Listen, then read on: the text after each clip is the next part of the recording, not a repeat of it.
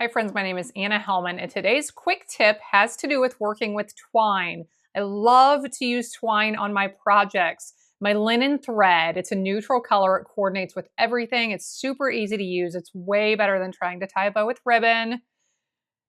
But I have a couple of tips to share with you to make it even better and easier to work with. Let's take a look at them.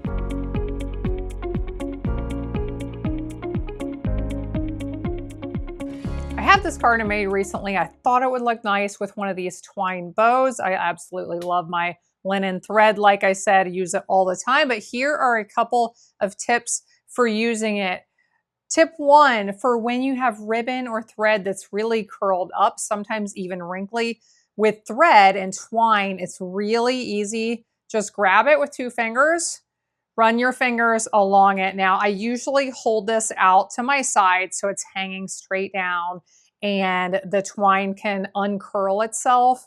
Usually after once or twice of this, it's almost perfectly straight. Now, you can if you have ribbon with wrinkles or it's really stuck in its place, you can put some water on your fingers and do it, and that really helps even more. So that's tip number 1. Tip number 2, I love to attach bows to my projects using glue dots. These things are the absolute best. You don't have to wait for glue to dry. You don't have to hold it in place forever. Love these things because they're already dry. You stick it in place and you can move on. But I just keep these mini glue dots in my craft collection, but they're too big. If I put this on my card, at least half of that is sticking out behind the knot in my bow and is going to stick to something else when I put another card in front of or behind that in a stack. So here's what I do. My mini glue dot still attached to the paper.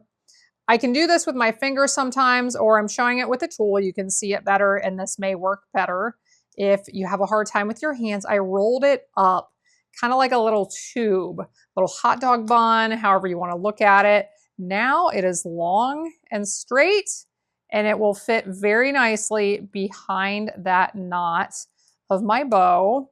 I get it attached. I pull it off. That glue dot is right there on the back. I attach it. It's in place.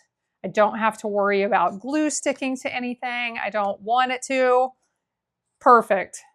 I know these tips are especially helpful for new stampers, but even if you're a seasoned stamper, you will likely come across one at some point and think, why didn't I ever think of that?